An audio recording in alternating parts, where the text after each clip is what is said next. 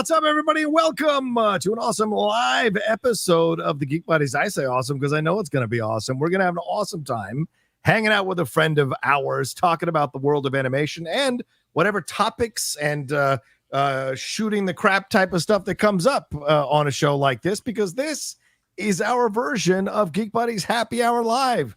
I am the Outlaw John Roca, joined as always by these two wonderful gentlemen, Mr. Vogel. This is Mr. Vogel. I'm Michael Vogel. I'm a writer and producer of animated TV shows and movies, and I made myself a drink with my little round ice cube thing that is really exciting. So you can see that. I'm really feeling it. Is that a Titanic cube? What is that? What kind of cube is that? It's just a cube. I like to pretend it's a Death Star, but it's not. Because we haven't seen enough of those. Shannon, bring it on. Hi. This is Shannon McClung. I'm a television actor and an animation writer where you're going to be able to see something I wrote tomorrow because of the guest we're about to have on. I also poured myself a little drink. This is Canada's driest vintage of ginger ale because I am feeling a little under the weather. I am legit a puddle of sweat right now. So for anyone that has ever criticized our cameras not looking as good as John's, did you a favor tonight. There you go. Good job.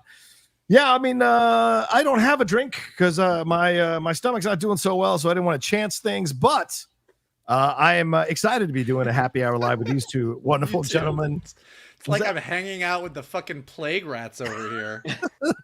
That's our, yeah, it's true. It's getting older or whatever. But we appreciate you all hanging out with us live, and of course, we are going live right now, right after the big news broke. We should hit the news and then bring on our guest. First, gentlemen, your reactions. Acolyte Season 2 canceled, not coming back. This just broke on deadline. A lot of people posting viral tweets already. Michael, we go to you first. Your feelings on this real quick. My feelings are this. It's not surprising, but it is disappointing. Yeah. I think that given the just massive commentary on Acolyte combined with, I'm not sure how the numbers did, but apparently not great enough to save it. Yeah. It's not surprising, but it's annoying to me because I thought that while it was very poorly executed, I thought it introduced some new stuff to the Star Wars universe. But more importantly, it pisses me off because this is what Lucasfilm's problem is. They don't have any idea what their story they want to tell is. So they try something, everybody says they don't like it, and they say, okay, take it back. And then they go in a new direction and they try something else. But like, it just doesn't give me the sense that there's anybody that has a story that they really want to tell. Yeah. It's just Lucasfilm at this point is more about reacting to what people think of what they did than they are about boldly going forward and saying, this is the Star Wars story that we're telling for a new generation. And I just wish they would have more confidence in the story that they wanted to tell.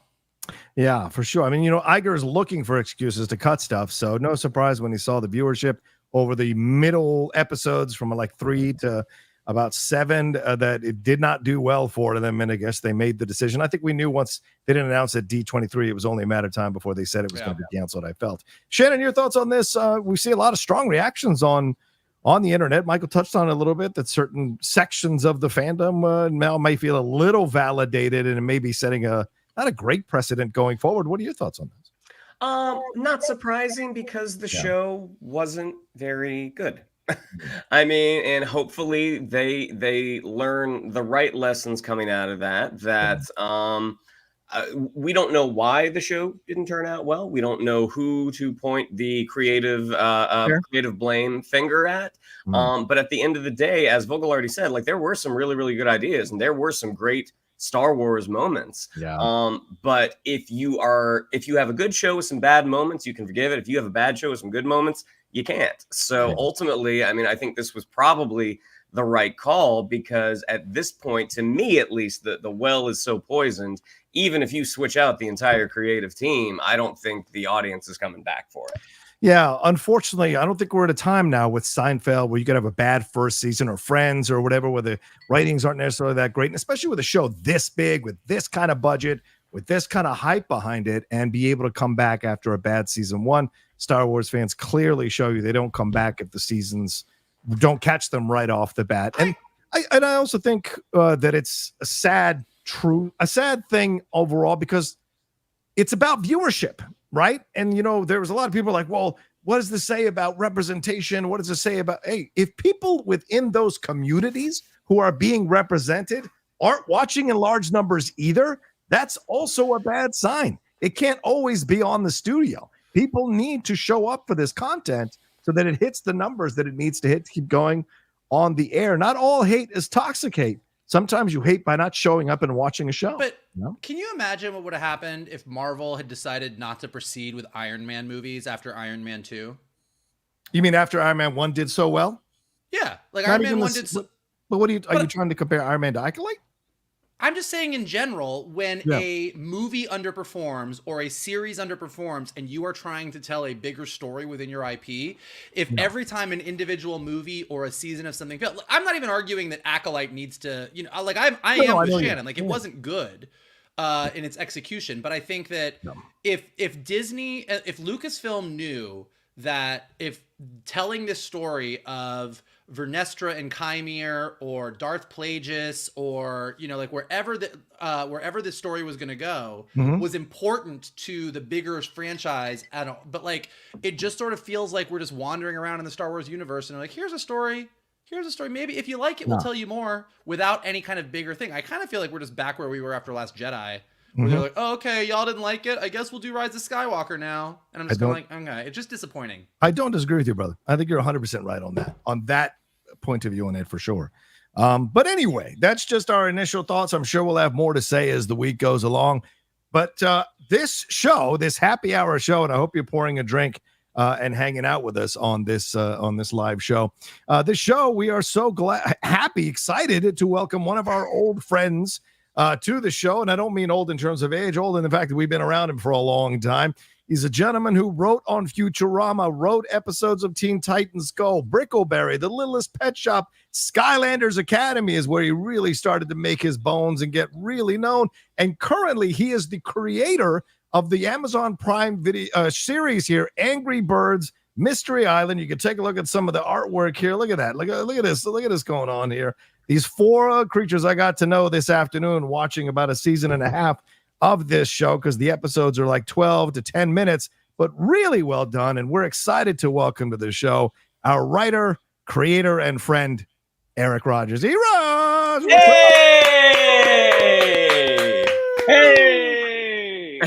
Hey, Vogel, you'll be happy to know that my ice cube, there was a joke about your ice cube being the Death Star. That is exactly what my ice cube was. Whoa! It was a Death Star mold, and I picked it specifically to be geeky. So, cheers. See, you're geekier than me. I have just a regular. Oh, no, I can't be geekier than you. You've got me beat so... I mean, you're saying right now. When it comes to ice, you're the guy. Geeky ice. I like it. Well, Eric, how are things going for you right now? I mean, a wonderful show you've got on Prime Video, big, a hit show, I would argue, an animated hit show here, kid show. It's fantastic. A great collection of voiceover actors being a part of it, great collection of animators putting this together. Take us, where are you at right now with all of this, and then how surprised are you by its response? So it's an interesting process. It's an interesting reception, because a show like this, I've had this discussion with a few people. The show is made for 6 to 11-year-olds primarily, right? Yeah. And those aren't the people that are living on social media. So when you're behind a show like this, and I think, all of us have been parts of things like this, like Vogel, with the strawberry shortcake stuff, it's not like you can go to Twitter or Instagram and you're going to get a lot of love about, hey, this stuff just dropped and it's, viral tweets and all that, right? You get the love and the reception from texts and conversations with people that have kids and go, hey man, we just put it on and we watched all 8 episodes in 2 hours, or hey, when did the next episodes drop, because my kid is dying for it. And I took my son to his school orientation last Saturday. Yeah. And his little baseball buddy, first thing he says, he runs up and he goes, when are there more Angry Birds episodes? So, it's stuff like that you go, okay, maybe we got something here. The kids are responding to it. And what we did with the show to really, hook them, because it's streaming, but also keep parents and older siblings and things like that engaged is really hunker down, burrow down into pop culture stuff. So it's the episodes have there's some nice thematic things about friendship and overcoming differences and learning how to survive. And there's this subtle environmental thing going on because there's trash on the island that is, that's a nod to the Angry Birds games, where they launch crap at each other, So, so all that being said, we knew that the pop culture stuff was really important because that's where mom and dad and 15-year-old or 17-year-old brother or sister are going to go, oh, I get that. But an 8-year-old won't, right? So, like I can talk, like I'll speak about Shannon's episode that's out tomorrow, right? No spoilers. No spoilers. No spoilers. Well, no. I've kind of hinted at this online, but actually, man, I actually can't talk about your episode, Shannon. I was gonna get some stuff away. Well, but I can't. So I have a question. Yes. Well, I have a question. Speaking of that, not Angry Bird specific, but I guess Shannon specific. Not Shannon specific, but I mean, and I know what this is like, but I think it's interesting. Make it Shannon specific. Make it Shannon specific. What's it like working with your friends when you're the boss? Well, it's awesome because Vogel, I think you have done this, and I've done this with you guys in other forms. You want to surround yourself with talented, smart people, right? Because what I'm trying to do is make myself look really good. And the way you do that is you surround yourself with people that are smart and talented. And sometimes they're smarter and more talented than you. And you go, oh, look what I did. I created this awesome show, right? That doesn't really explain Shannon, though. Oh, boy. Oh, there it is. There it is. There it is. But no, you guys know that we, I don't want to pat our friend group on the back too hard here, but there's a lot of really talented people in our atmosphere, our universe. And so we get lucky in the sense that if, one of us gets to create something, we get to go, as long as the town lets us, we get to go, I'd like to use this person. I want to use this person. I want to use this person. And most of us who have most of our friend group who are writers and actors and all that good stuff, we've been doing it long enough that it's not a risk. It's not like if I'm going to come to you or Shannon Vogel, I'm talking to you, Vogel or Shannon, and go, hey, I need you to write me a script. I'm not worried about you not delivering. I know that it's going to be awesome. If I go to John and say, John, do you want to do this role? John, I know John's going to walk in and kill it because it's not his first time in a booth, right? True. So, and we've experienced this. So, the tricky part is you guys know this too. It's like, how often do I get to use my friends? Because the town is very much, like, hey, spread the wealth. And that's totally the way it should be. But there's also some value in going, hey man, I just kind of want to use a couple people that I know are going to crush it. And if I can get them on a thing with me and know that I can give them a writing assignment or a VO or a voiceover, a role on a show, I know that I don't have to sweat what that final product's going to look like. So there's a ton of value in that. Yeah. Shannon, what do you got? Well, it was interesting because thinking about just because with Strawberry, we had such a large order number. Like it was 40 episodes a season for 3 seasons. So very early on, Vogel established his kind of core group of people, some of whom we met working on a show. You did, Eric. So very quickly, it was like, okay, here are my... I must have been catching something through this live feed. Oh my goodness! It's we're getting to that. But you established this core group of people that like I know these people are going to deliver. Yeah. And because I have a few folks that I know are going to deliver, that enables me to take risks on folks that I don't know. Because I know I'm not going to have to do a huge rewrite on one of my constants, but many times in the Strawberry Room there were writers we saw once we never saw again. So my guess is that they didn't hit the apex of creativity and Vogel said I have nothing more to teach you. They just didn't come back. That's the nature of the beast too, right? I mean, you do take risks on people that you don't necessarily know how great they're going to be. You know, you read a script of theirs and you're like, it's a really good script. But you don't know how long it took them to write that script that you loved. And you go, oh, well, you know, some people need a year to write a half an hour script. You know, some people need 5 years to write a feature. Some people can bang out these episodes in a day, you know, and in a really strong first draft sort of way. So, you know, when you're trying new folks out, it's just, you know, it's a gamble. You're hoping for the best, but you know, as you guys know, sometimes it just doesn't work out. So, you know. I have a question, because this is the Geek Buddies, and you are a geek, and you've worked on really geeky things. I mean, people are big fans of Angry Birds and Skylanders. Like, those are great video games. You've worked on Futurama. What do you geek out about? What are the things that you are the geekiest for?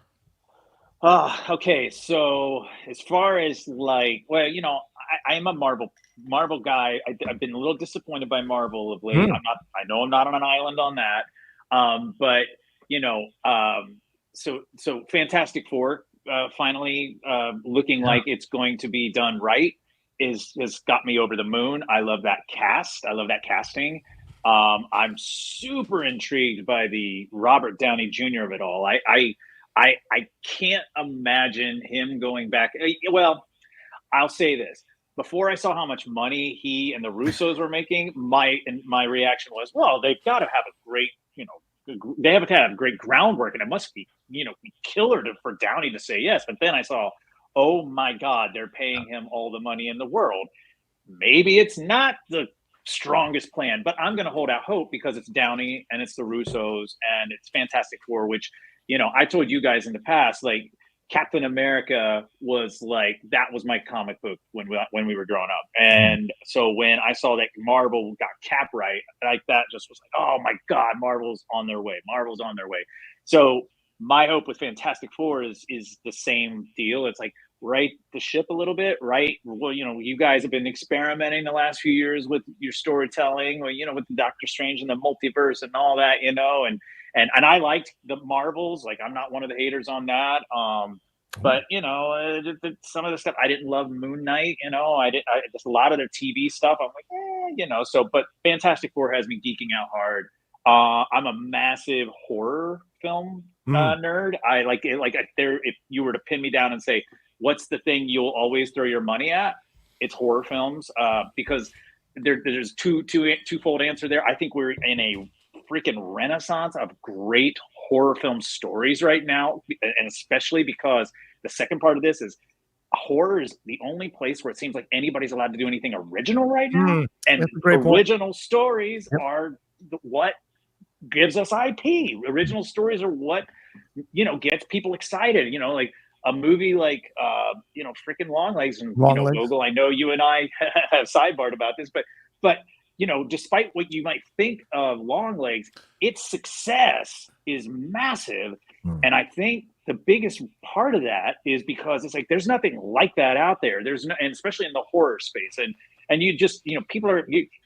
I always love it. You know, horror seems to be the one place now where people rally around not telling anyone what the story is because they want you to go see it and experience it. Sure. You know, like freaking Deadpool and Wolverine. I'm going to see it tomorrow, right? It's my first time seeing it, and you know, that's a bad geek, right? You waited 3 months to go see it, so yes. So complain about seeing spoilers online. I'm just not, because it's a month. That was a month ago it came out. So if I see spoilers, like, you know, that's a me problem. Now, the first weekend it came out, on Friday and Saturday of that weekend, there were people dropping spoilers, and we're like, come on, like, please, give it a day. You know what I mean?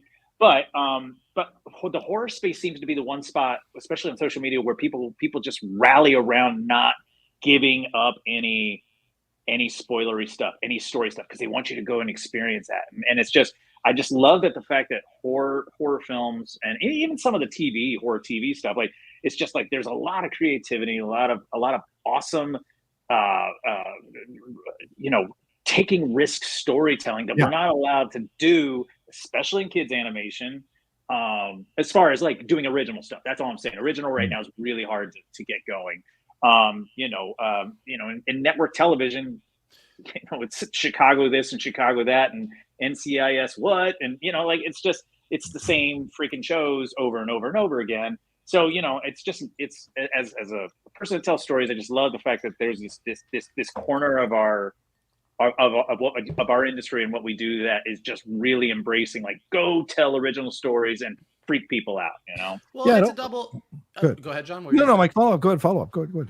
I was gonna say it's a double whammy because horror is like the perfect storm for originality because you can do horror a lot cheaper than you can do a lot of other things. So true. Exactly right. So the budgets are usually, unless it's a huge horror franchise like Scream or something, but like usually the budgets, particularly for original horror, like I think Longlegs, the budget was like 20 million and it made 80 million. Like it's opening weekend or something. So the budgets are extremely small, and kind of to your point, horror is still one of those things that people will go see in a movie theater because there's something fun about sitting in a movie theater with a bunch of strangers and pissing your pants like that. So it's kind of that perfect storm of like smaller budgets reap bigger financial rewards, and it's one of the few things that people will go to the theater and be like, I've not heard of this, but I'll go see it because I'm going in because I want to be scared. Like that's really, and also, like, that's the price of entry.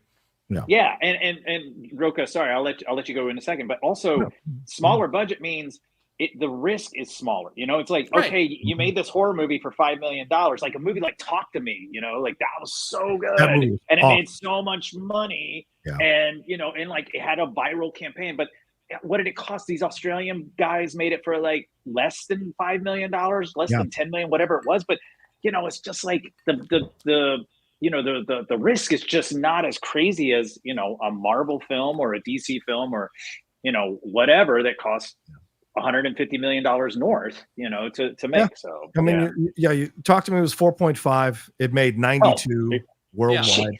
Longlegs was less than 10, and some have reported around 5, and it made $97 million. And I think what the key is, what you both are getting at, that I think is really, and Michael, you kind of touched on, is this idea that because the budgets are so low, there's more autonomy for the creators to create the film they want to create, to explore the horror they want to explore.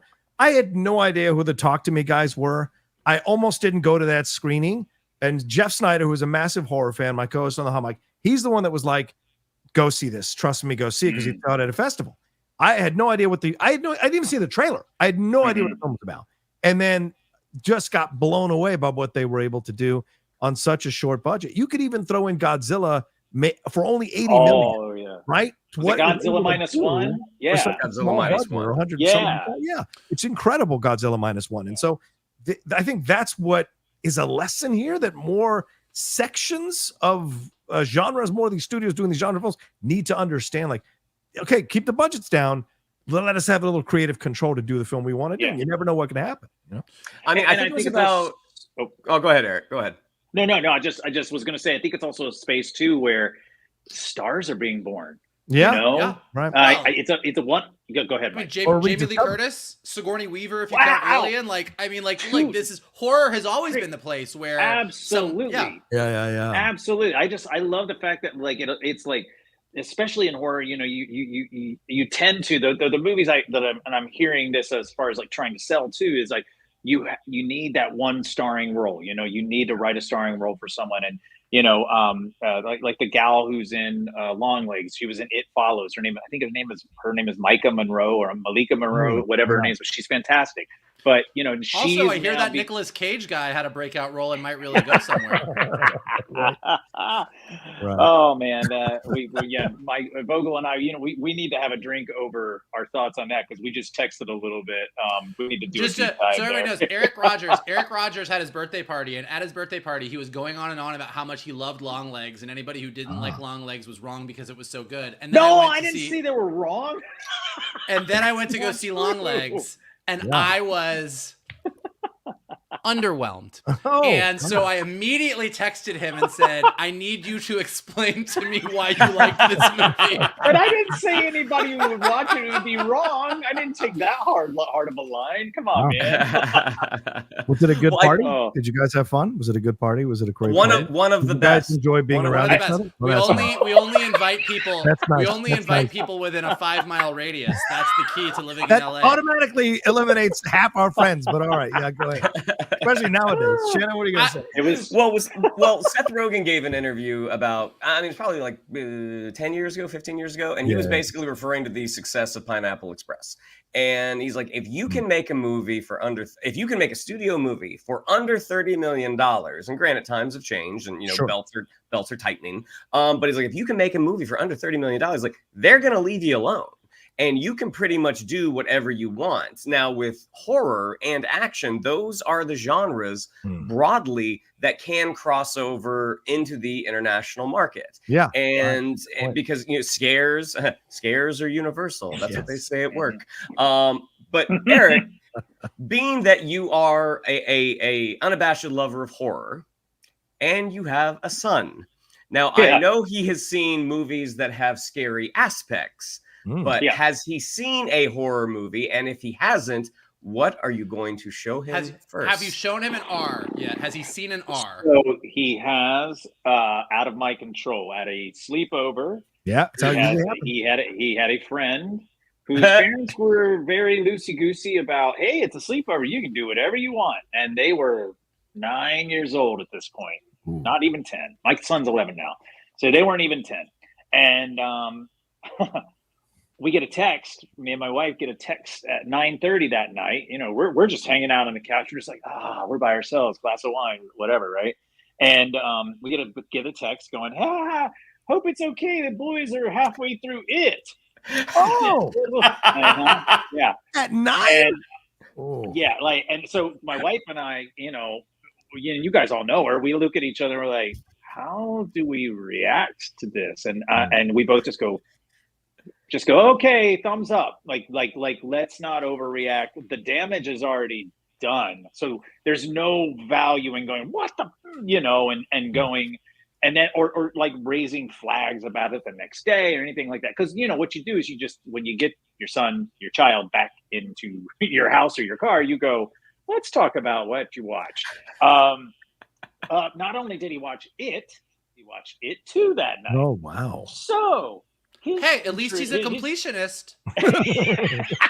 Somebody is in that house.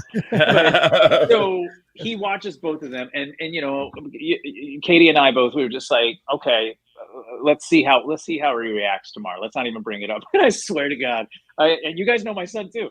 I go to pick him up, I get in the car. It's not even 30 seconds. He goes, I watched it last night. I'm like, okay, all right, let's talk about it. Was it scary? No, it's not scary. I've seen him on YouTube. I've seen him on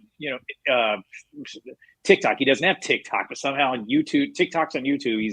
And I was like, so he didn't scare you at all? And he was like, no, he didn't scare me. He didn't scare me at all. So I'm like, well, you understand, no more R-rated movies, and you also understand you're not doing sleepovers with that kid anymore.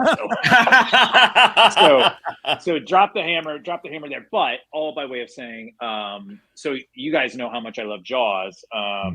With Jaws this past summer, or was this past summer, past spring? It was sometime recently. I was like, now it's time, because he had seen Jurassic Park, and I think you guys would agree. Like, Jurassic Park lives in the neighborhood of how scary Jaws can be. Just Jaws was scarier, but I was like, if he's down with Jurassic Park, it's okay. Jaws, we can do Jaws, And my wife's big thing was like, okay, wait till we've had any sort of trips where he's in the water, and after that's done, then you can show Jaws. So like, great point. That makes complete sense. Yeah, it makes complete sense. So he loved Jaws. But as far as our stuff, I don't think he's seen anything else horror movie yet. I gotta say, Alien is not that much of a jump from Jaws. It's not that much of a jump from the original Alien. So if you're gonna that would be a R-rated movie. Well, the bones are essentially the same. I think the chest bursting scene in Alien is more intense than any of the shark eating scenes in Jaws. Quinn getting ripped in half at the end. That's intense, dude. When Quinn gets chopped in half. Like Quinn is biting his back and forth with blood spurting out of the water. You don't think that's Quinn is biting his mouth so hard that it looks like blood is spitting. Okay, I'll give you that. So I know that Shannon is horrified of any horror movie, period, but more specifically a horror movie that has any kind of religious connotations. When I was a kid, when I was like 8. And I would go spend the night at my friend's house. He had an older sister, and his mom would drive us to the video store, and we would rent movies, and we would just rent Friday the 13th, Nightmare on Elm Street, everything. So like I was watching rated R movies in like 2nd grade. We were just like, that was it was Pizza Hut and whatever movies we rented, and scared the shit out of ourselves. I will defend Shannon here. I think that religious themes, horror films, they are way more freaky than slasher movies to me, because I know that there's not a dude who's hanging around in the forest at a camp with a hatchet and a ski mask. I know that for a fact. Jason doesn't scare me, but Mike, I won't give anything away with Longlegs. There is a little bit of a religious aspect to it that freaked me the hell out. The Exorcist works. Did not freak me out. Okay, fair. What about but we talked about the mechanics of that. So the mechanics of that's what we got to talk about, but not here. What about the most recent one, like Immaculate? A lot of people are talking about. I started watching that. I haven't finished that one yet. Yeah, that one is apparently the ending is apparently like mad. Oh, okay. I haven't got there yet. For a religious person, I'm Jewish. But like The Exorcist, I'm good, right?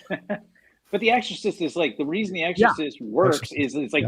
Like you're like, oh, that could happen. Like you believe, like because of the way our world has been constructed for thousands of years, this religious stuff is so deeply ingrained in all of us, and the fear of God and the fear of, the devil and all that. So like, that stuff, if you have any sort of belief, and then you believe it could go sideways at some point, that's how The Exorcist works, you know, and that's where it goes. Oh, maybe this could happen to my kid. Oh, Here's a question that actually I don't know that we've ever actually asked this, and this is this to the three of you, but anyone in the chat as well. I'm curious for everybody. What is the movie, like the first movie that scared the shit out of you the most? Like, what's the movie where you were like, the first scary movie that you saw that you were like, nope, I'm out.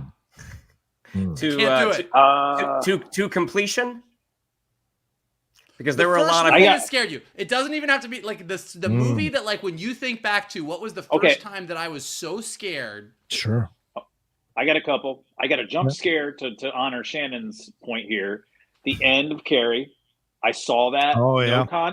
No context what happened beforehand, except it was on HBO, and I was like 7 or 8 years old, and I happened to get up from bed, and all I see is Carrie walking down the highway covered in blood, and then she's making cars flip over, and then she goes home, and she's peppering mom with knives, and then you get to the very end, and she's going to her friend's grave, and that jump scare there, dude, it's just like that still haunts me. And then total movie is Prince of Darkness by John Carpenter. Yes. That one, again, religious stuff freaked me out.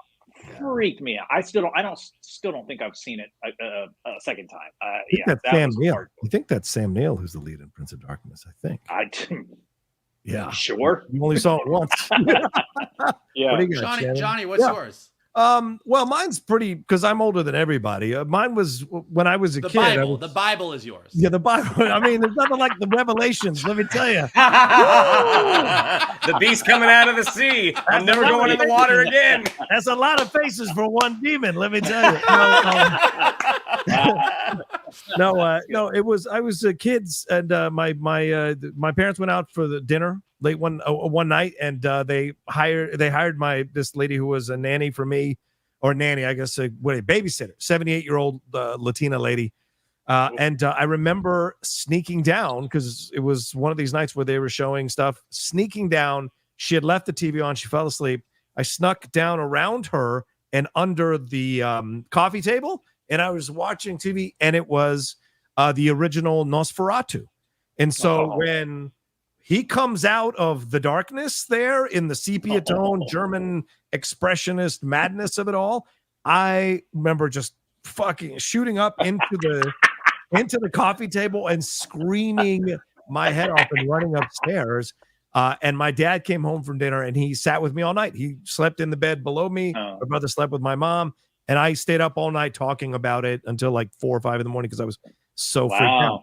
But the long film that scared me was Texas Chainsaw Massacre. Like that original is having grown up in the South, like seeing houses like that when you drive by way farther out in certain areas of Virginia, it really, really scared the fuck out of me. So I would absolutely say Texas Chainsaw was the first one I saw where I was like completely out of my mind when I saw it. Yeah. Shan, what do you got? So I will give 2, one as a child, one as an adult. Sure. And Vogel's gonna get a real good kick out of the adult. But as a child, no. We've told that story so many times. I gotta tell that story. but you still enjoyed some laughs at my expense. When I was a kid, I was probably 4 or 5, and my older sister Sherry, who is about 5 years older than I am, she was having a sleepover. Now, if you know how I talk about my parents, that they are both very religious folks, this must have been before they either found God to the degree that they did, or it was my mom was not fully aware of the dangers of a VCR because they rented The Exorcist.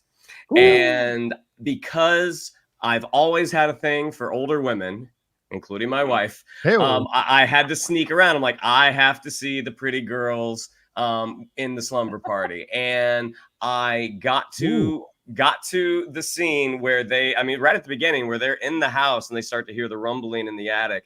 And at one point when they take Reagan to the doctor, you see that smile from a demon. I got froze. I don't know for how long, but I couldn't move. And eventually my dad found me, and like, luckily I kept my composure. My dad found me like, oh, you rapscallion, let's get you to bed. And I never told anybody about that because I didn't want to get in trouble, because I was like, well, that was the perfect crime, except for, the thing we were going after. And then years later, to talk about some more of our friends, myself and a gentleman named Michael Ross and a gentleman named Nate Clark, we were going to go see a documentary about a reincarnated monk. And prior to the showing, we had indulged in some adult beverages, and we ended up going to see Drag Me to Hell. Now, for 2 guys, myself and Ross, that are absolutely terrified of religion, that movie, we were clinging to each other. Like, if I had been with anyone else, I would have walked out of the theater. But Ross and his iron-like grip would not let go of me. And I want to say we hung out, we all met up afterwards, and Ross and I are telling Vogel, like, this is the most terrifying movie you will ever go see. And Vogel saw it shortly after, without the aid of alcohol, and he came out and just dragged us over the coals, just like, you 2 wimps. The Jews can handle that just fine. I was gonna say I've seen that one, and it's good. It's not the scariest thing I've ever seen. Like, some people can't handle pico de gallo. Sometimes it's I will say, as much as like in The Simpsons. So as much as I give Shannon shit, my one is legitimate, but the second one, the first one, the one that really scared me was similar. My sister, who is younger than me, she had a sleepover, and it must have been like 10 or 11 years old. So I don't know what the fuck they were doing, but they decided to watch The Shining. Oh God! And I had never seen it, and And I was like a couple years older, and I was like, okay, I'll watch it. So I was like 13 or something, and they put that movie on, and I didn't understand. Like, halfway through the movie, my body started hurting, and I didn't know why. And it was because I was so tense that every muscle in my body was like The Shining completely freaked me the fuck out. To this day, I think it's one of the creepiest movies. But the other one, I think this was when I was younger. As I said, my best friend, we would always rent rated our movies. And the one time that I didn't make it through a sleepover, where I had to call my parents to come get me, was the original Child's Play. Oh, Chucky. Oh, yeah, all right. All of Chucky. like Exorcist, great. Nightmare on Elm Street, no problem. Jason Voorhees, Michael Myers, all day long. That fucking doll. No. I remember me and my friend, like, we didn't sleep in his room. We were sleeping in the living room, and we were sleeping on the floor, and he had like an arched kind of walkway into the hall. I woke up in the middle of the night, and I just stared at the archway, and my overactive imagination just saw a little hand coming around and and I was like, nope, and I just went the fuck home. Child's Play. Chucky to this day. That freaks me out. That gives me ideas for next time we all hang out. Eric, I don't want us to spin too far out. I want to make sure we cover your show here with Angry. Talk about how this show came to be. I mean, Angry Birds is certainly a very big property, big franchise, and there's been already an animated series. I think there were a couple seasons of an animated series, but you this is a new kind of concept in that these 4 characters are stuck on this island and have to figure it out. I mean, Dominic Monaghan being stuck yet again on another island, I think it's hilarious. Harvey Guillen, Kate Masucci, and Nassim Pedrad, great voiceover work from them on these characters. But like, how did this come about? Did you pitch it? Were they looking? Did you see a notice? Like, how did this all come about and come together for you as a creator on the show? Absolutely, dude. It's a very interesting story. Real quick about Dom, when we met with him to be on the show, one of the first things he asked us, so you're not going to kill off my character for the duration of this series, are you? I swear to God, like that was one of his first questions. He was like, no, you. Well, once you sign on, buddy, I cannot kill off this little piggy. So, and not that I would because he's phenomenal. So anyway, I just think that was such a great story. And we all were just like, oh, Dom he wants to do a show where he doesn't get killed off.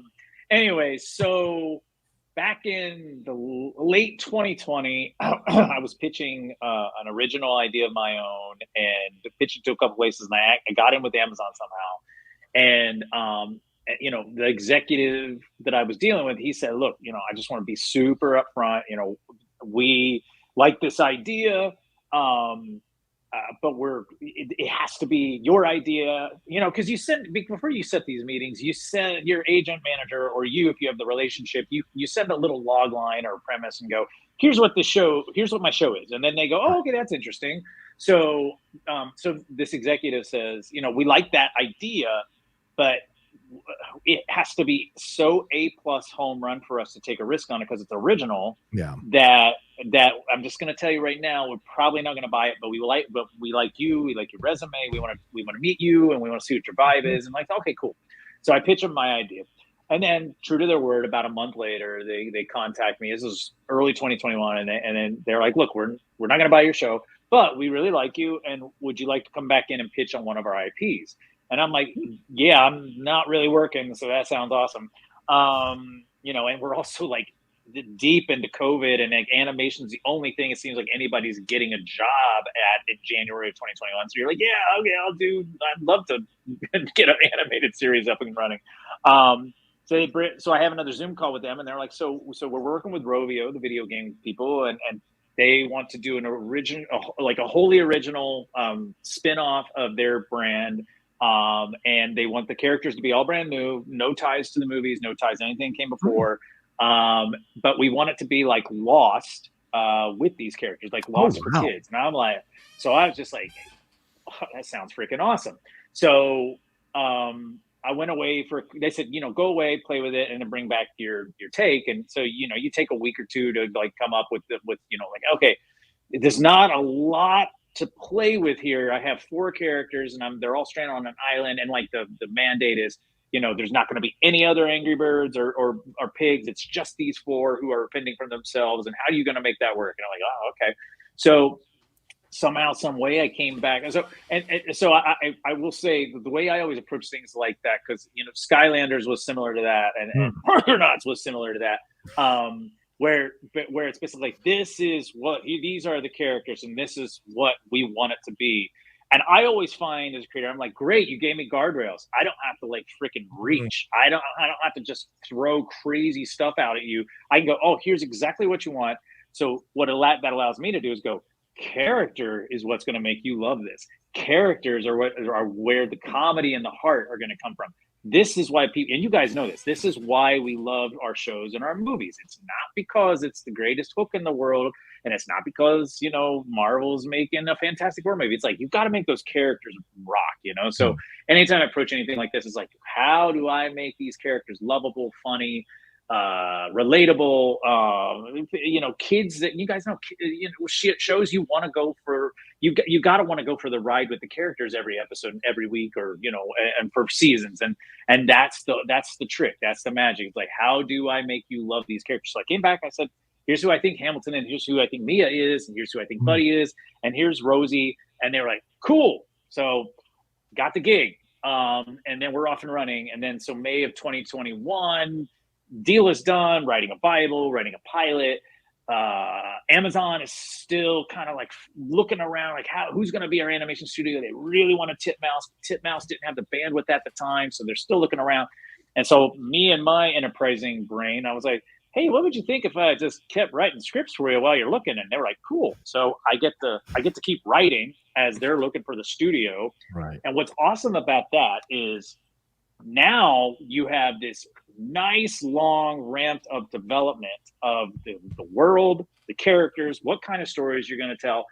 And as opposed to, oh, we bought the pilot and the Bible, now you're in production, figure it out as you go. You know, when we went into production in September of 2022, I think it was October, whatever that was, there were several scripts and the world and everything, and those characters' voices, everything was set in stone. So it's not like the Titmouse comes in and goes, oh God, what are we going to do with this? They're like, oh, okay, we get this. We know how to do this. And then, you know, you bring in your writers or your actors and you go, this is what we're doing. This is exactly what this is. You know, like you guys, you don't have to think too hard. You're like, we got this figured out. So, yeah. So for a while, no.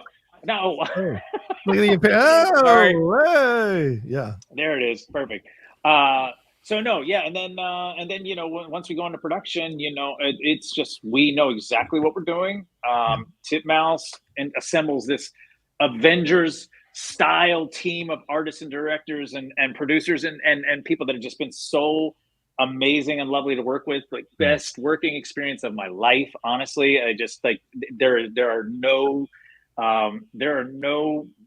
flaws in the armor, as one might say. Like, it is just like such a cool team of artists and creatives and the executives. Like, everybody just bringing their A game all the time. And I'll say this too about our executives. I'd say this to them, you know, many times. Like, there is value in executives going, we hired you to do this thing because this is what you're good at. And, you know, it's like the writers and the actors and the directors and our casting director and, you know, everybody. And it's like, we're not going to get too much in your way. We're going to give you notes and stuff, because that's what we do, but we're going to let you flex your muscles and we're going to let you make the show that you set out to make. And that's like, that's awesome. It's just so fun. It's just been so much fun.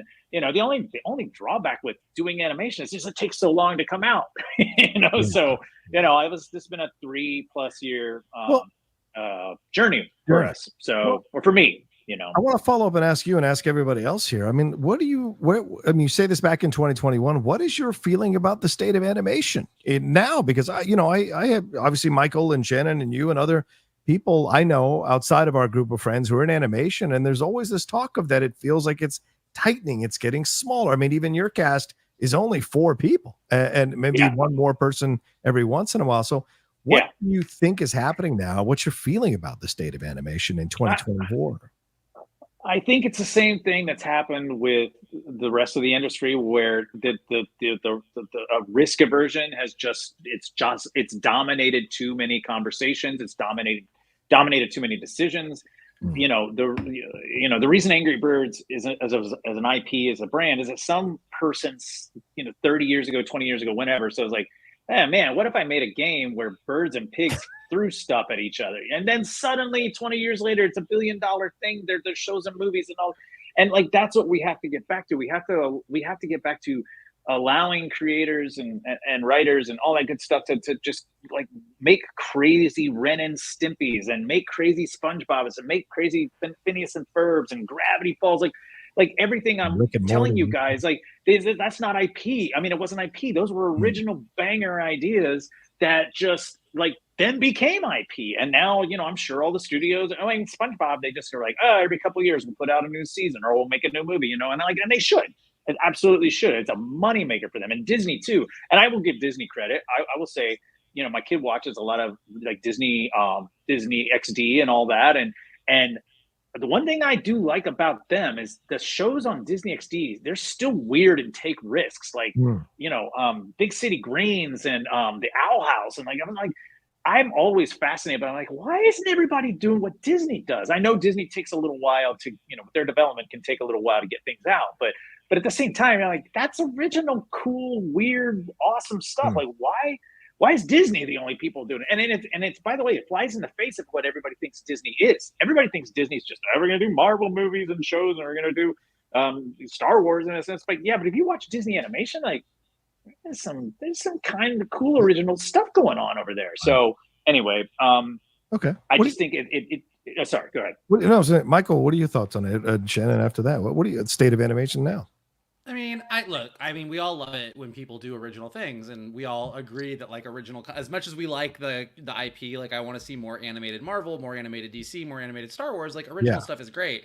I think the bigger problem right now is you know, streamers came along and spent shit tons of money to make tons of content, then realized they couldn't keep up with their business model because you only get a certain number of subscribers, and then canceled 80% of the shows that they were developing, the majority and a majority of the animated shows they were developing. So you had like this kind of boom in animation that then really got constricted. The bigger issue right now is that, you know, most of animation traditionally, as we've all been growing up, has been like that kind of 6 to 11-year-old audience. That audience doesn't actually watch cartoons anymore.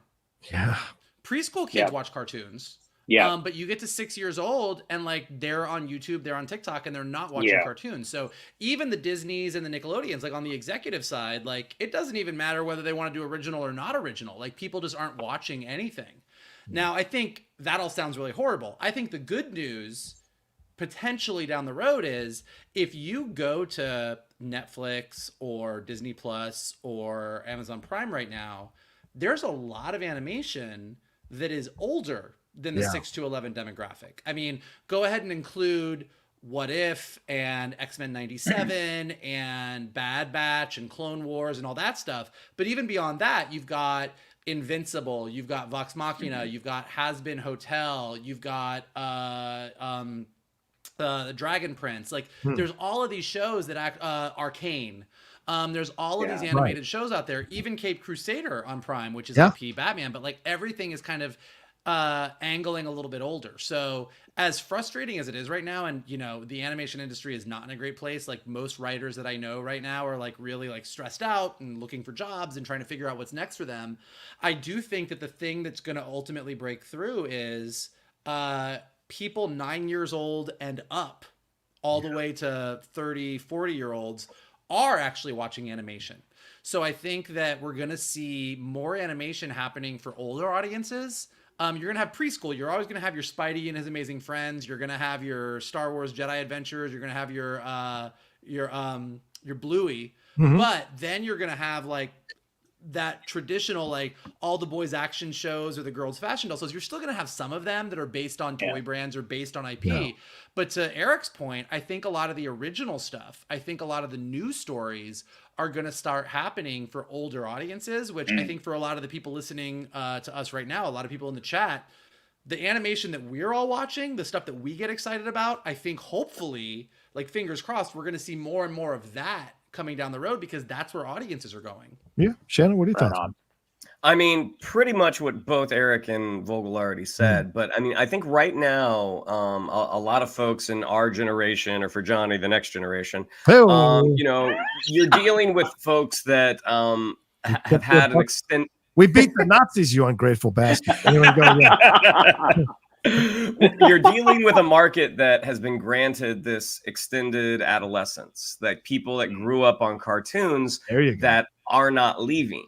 And that's great because what you can do is right up to that audience. Like a lot of times when you are working in something that is pre-K or bridge or 6 to 11, like you have to be mindful of what you're putting in.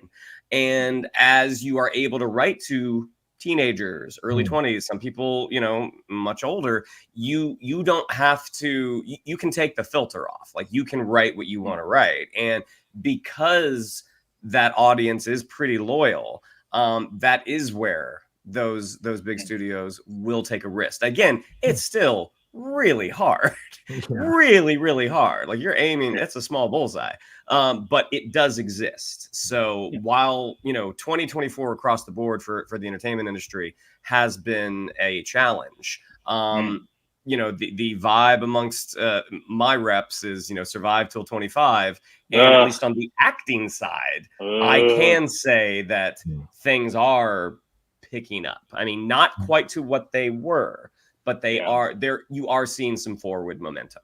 Yeah, there's going to be a lot to cover. You know, as someone who runs a YouTube channel looking at 2025, there is a crap ton that is coming out in 2025. Whereas 2024 is you're like trying to make it just to the next big film. 2025 is going to be chock full of that. It's a great point. Michael or Shannon, do you guys have any other questions? We want to know we're getting close to that hour mark, so we do want to let Eric have some rest tonight. So, do you guys have any more questions? No. Shannon? I'll text you later about Long Legs. We'll go watch it together. do a live stream from the theater. We do have some super chats if you guys are up for okay. Eric, can you stick around for a little bit? I can. Okay. But this is mostly Acolyte stuff. Tim Sim, my brother in Houston, he is on one here. Tim says, regarding Acolyte's cancellation, personally not surprised when seeing, go ahead, man, when seeing how low the view numbers were, but still disappointed, including plenty of fans who fear that Star Wars will never take daring directions and not let their shows get better over time. How would you say to the Star Wars fans who loved Acolyte, but now can't enjoy any more of the new Star Wars project to come because of the feelings isolated and less catered to than the quote older white men of Star Wars they fear now will be louder in what they want? So what do you guys think about that 1-2 punch here from Tim Sim? Yeah, agree. I mean, this is Last Jedi all over again. Like whether you like Last Jedi or not, fine. Yeah. But like Rian Johnson was taking things in a direction, and then Star Wars very clearly was like, take it all back. Let's take it all back. And J.J. Abrams' marching orders were take it all back. Anything that was Last Jedi, let's shift gears to another direction. As opposed to saying, okay, you didn't like Last Jedi, let's take what we did and keep moving forward, but tell the story better. They clearly just like went in reverse. Yeah. And with Acolyte, if they had said, we're not moving forward with the season 2, but the stories of these characters that we've brought into the universe are going to be continued in different ways. Yeah. We're going to do an animated thing like Tales of the Jedi, but we're going to do Tales of the Acolyte, and we're going to continue the stories of Chimere and Plagueis and everyone else.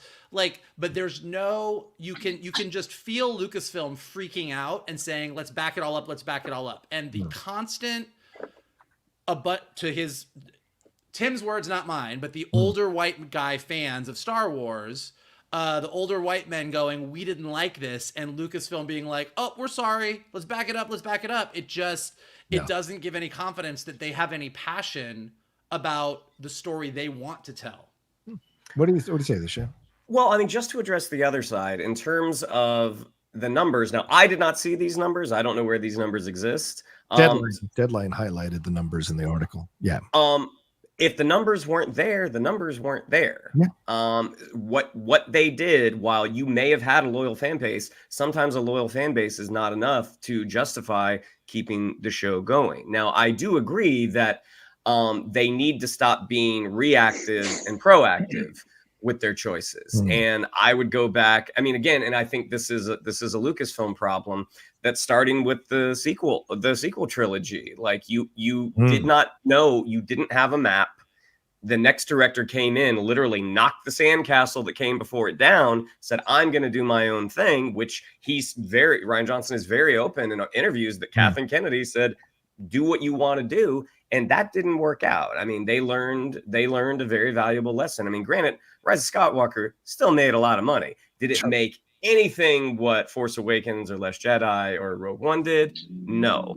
But I think going forward, they do need to be, I think having an idea of what you want to do before you take that first step. To what Vogel said already, they don't know the story that they want to tell, so they're just throwing things at the wall to see what sticks.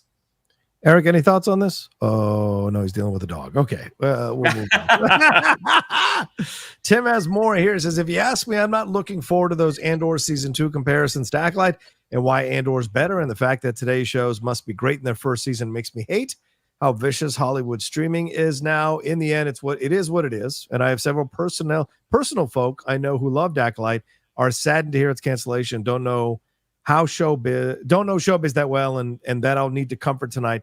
Much love and respect to you all. Well, Tim, unfortunately, that's the real world. All of us have shows that we love that have been canceled out from under us, that we don't understand why it didn't find an audience, why people didn't watch it. For our own reasons, representation, or just actually enjoying the show and loving the characters, loving the actors.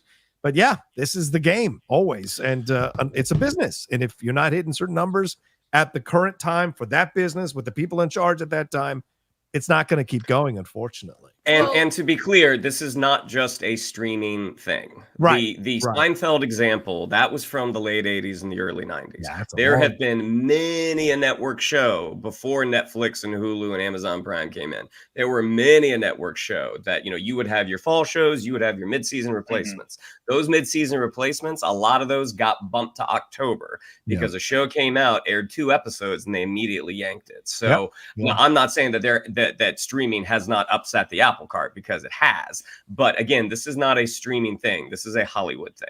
Pushing daisies. 3 and out, baby. Yeah. 3 and out. Remember the 3 and outs? Yeah, Michael, go ahead, Mike. Well, I'm going to push back on this a little bit, because we're talking about 2 different things here a bit.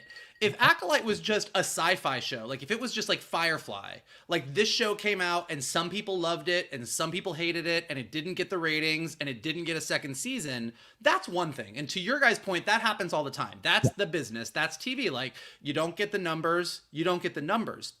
The issue here is Star Wars is a massive IP that is a giant interconnected universe.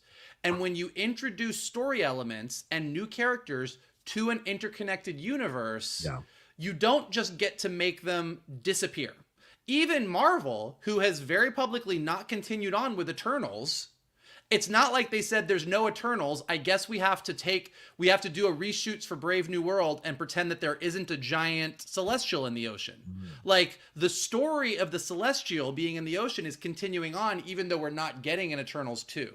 I think the issue here is there's just this feeling that Disney was like really excited, Lucasfilm was excited, said, here's these new characters in this new part of the Star Wars universe that we're going to explore.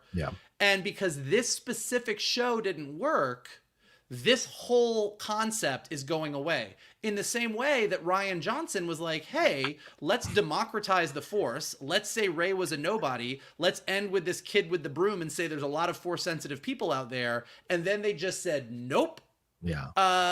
So I think the issue here is there is a art to building a massive interconnected universe. Marvel did it really well. DC had starts and stops and stumbled. Star Wars, in some ways, whether you look at Clone Wars or you look at Andor, like, they get it right, but in other ways they get it wrong. And again, it just is like they just feel like there's no creative vision at the heart of it. Because if there's a creative vision, like with Marvel, you go, okay, no Eternals 2. Some of these story threads are going to fall off, but there's still a belief that the bigger picture is moving forward.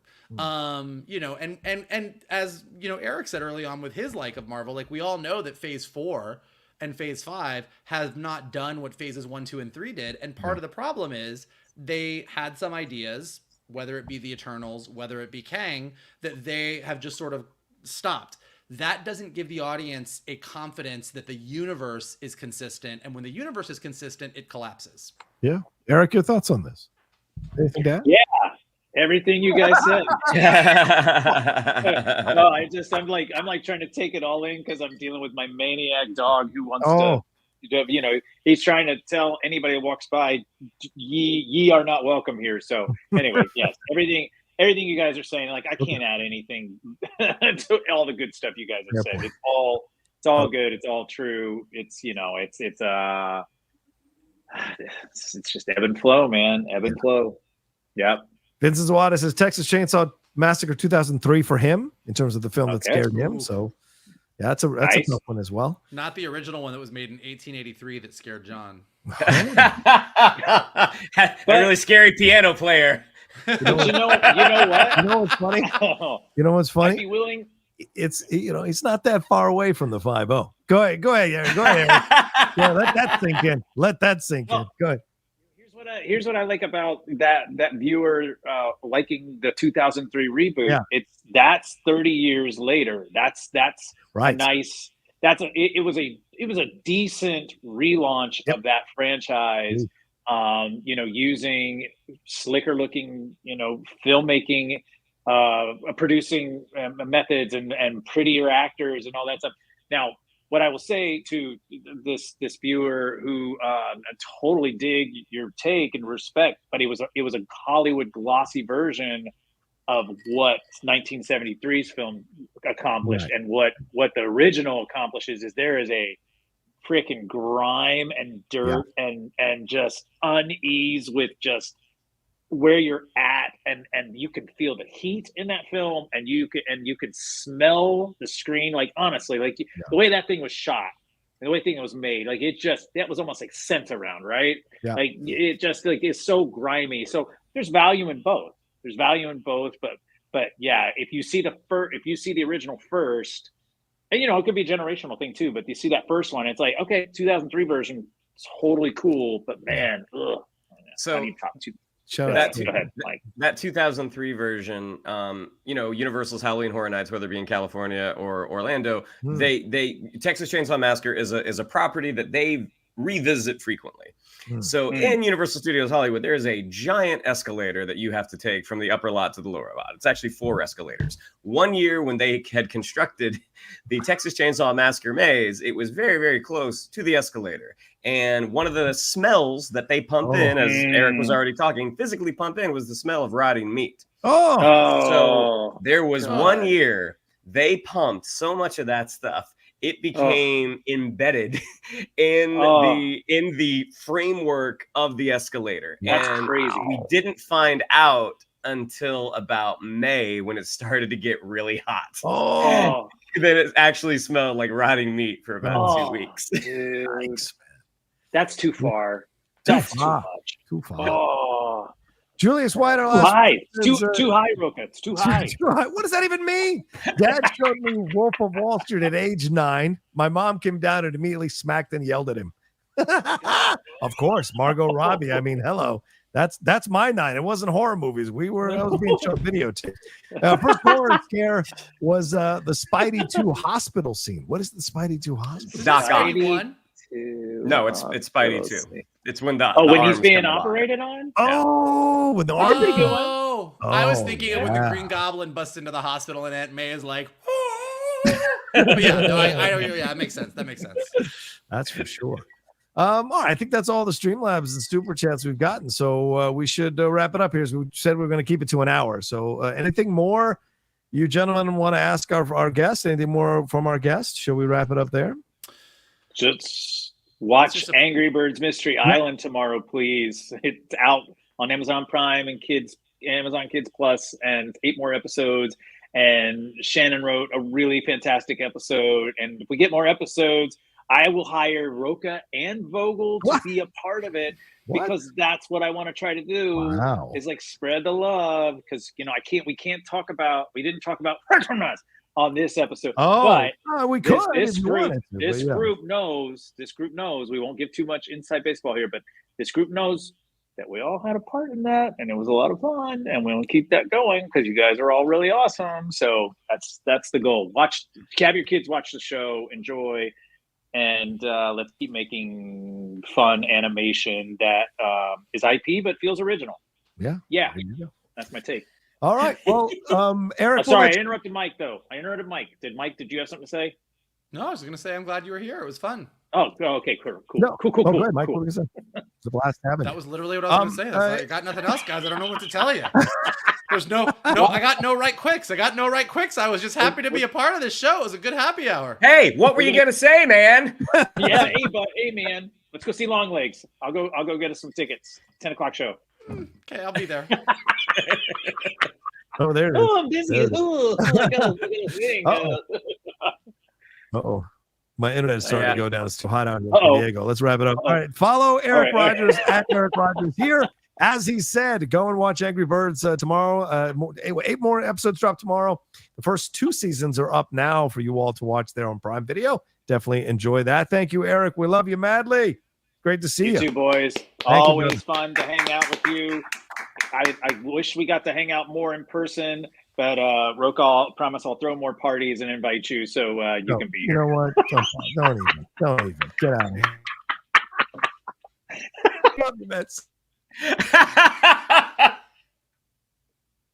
Oh no! I think Johnny's in music.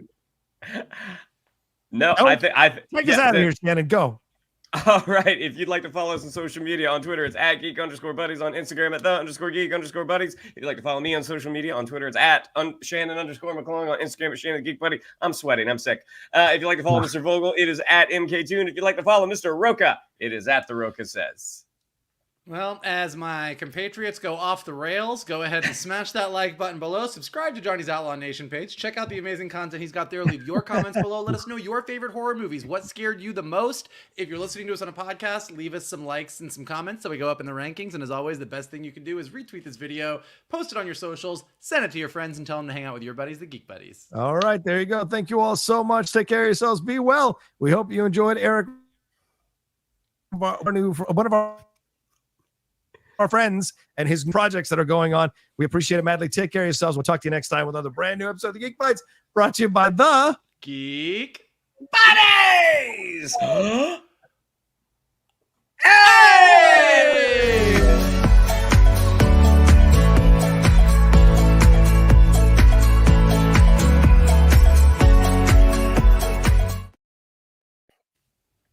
We'll talk about ending with a whimper.